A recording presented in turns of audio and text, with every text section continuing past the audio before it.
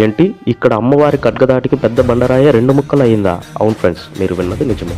మనం ఈరోజు బోయకొండ గంగమ్మ గురించి తెలుసుకోబోతున్నాం.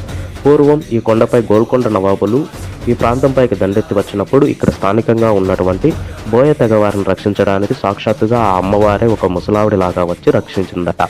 ఆ యుద్ధ సమయంలో కొండపైన ఉన్న పెద్ద పెద్ద బండరాలు సైతం అమ్మవారి ఖడ్గదాటికి నిట్ట నిలువుగా చీల్చబడడం ఇప్పటికీ ఈ కొండపైన మనం చూడవచ్చు. నవాబు శరణులను హతమార్చిన అమ్మవారిని శాంతింపజేసి తమతో పాటే ఈ కొండపైన ఉండవని ఆ బోయవారు వేడుకున్నారట. అప్పుడు ఆ అమ్మవారి వారి కోరిక మేరకు ఇక్కడే కొలువయ్యారట. అప్పటి నుంచి ఈ గంగమ్మను బోయకొండ గంగమ్మ అని పిలవడం మొదలు పెట్టారట. ఇంతకీ ఈ ఆలయం ఎక్కడ ఉందో చెప్పలేదు కదూ. అన్నమయ్య జిల్లా మదనపల్లికి 20 కిలోమీటర్ల దూరంలో చౌడేపల్లి మండలం దిగువపల్లి పంచాయతీ పుంగనూరు తాలూకాలో ఈ ఆలయం ఉంటుంది. ఈ ఆలయం ఆంధ్రప్రదేశ్లో ఉంటూ తమిళనాడు మరియు కర్ణాటక రాష్ట్రాలను సరిహద్దుగా ఉండడం వల్ల భక్తులు భాషతో సంబంధం లేకుండా అధిక సంఖ్యలో ప్రతిరోజు వచ్చి అమ్మవారిని దర్శించుకుంటారు.